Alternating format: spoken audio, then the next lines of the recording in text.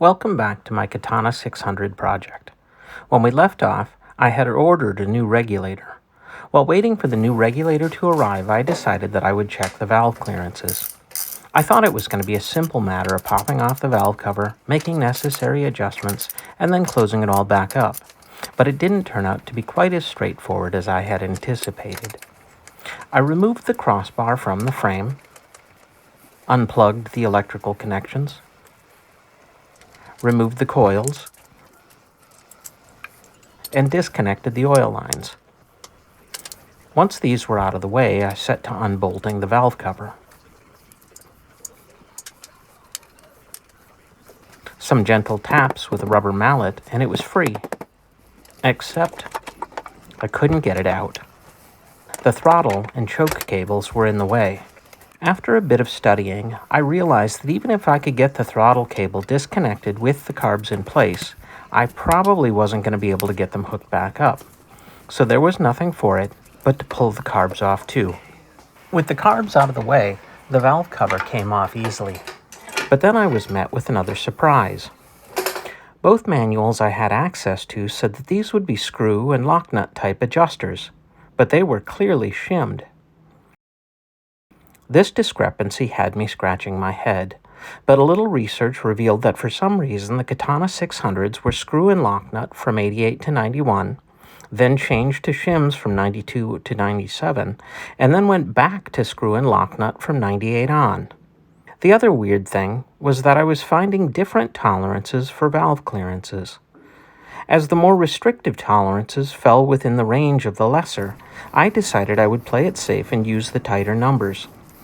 This meant that 12 of the 16 valves were looser than they should be.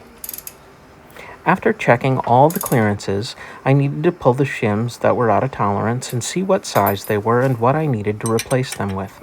My only previous experience with shimmed valves was on a Honda Ruckus, and while no special tools were needed on that occasion, there was one called for on the Cat. While I had a great set of special tools for screw and lock nut type adjusters, I didn't have one of these. So I spent some time nosing about the garage to figure out if I had anything that would work, and I came up with this. I'm not 100% sure what it's supposed to be for or where it even came from, but it worked great as a lever to depress the valve springs.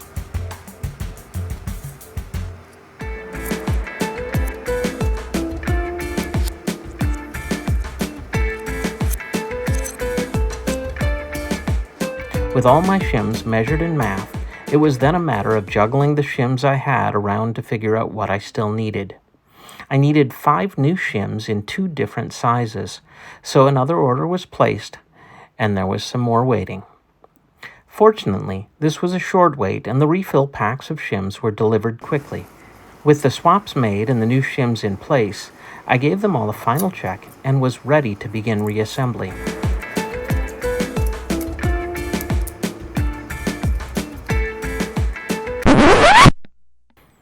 Remember my "don't do this" warning from earlier in the video? Well, valves are held in place by some wedge-shaped collets called keepers.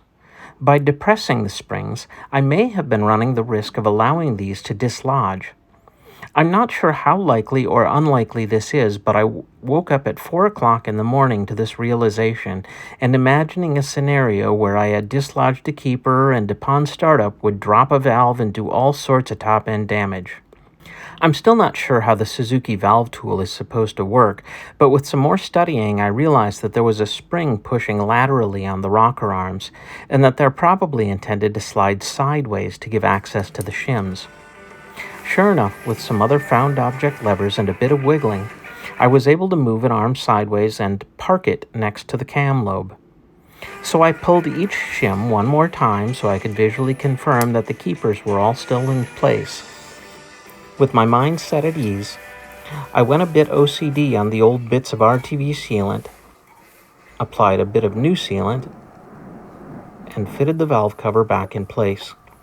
Bolts were reinstalled and torqued, coils were reinstalled, electrical connections made, and the crossbar was put back on. I can now check valve clearances off the to-do list. Also, while buttoning things up, I was looking at this tag on the frame and I realized the valve clearances are printed right there. This could be good information for next time.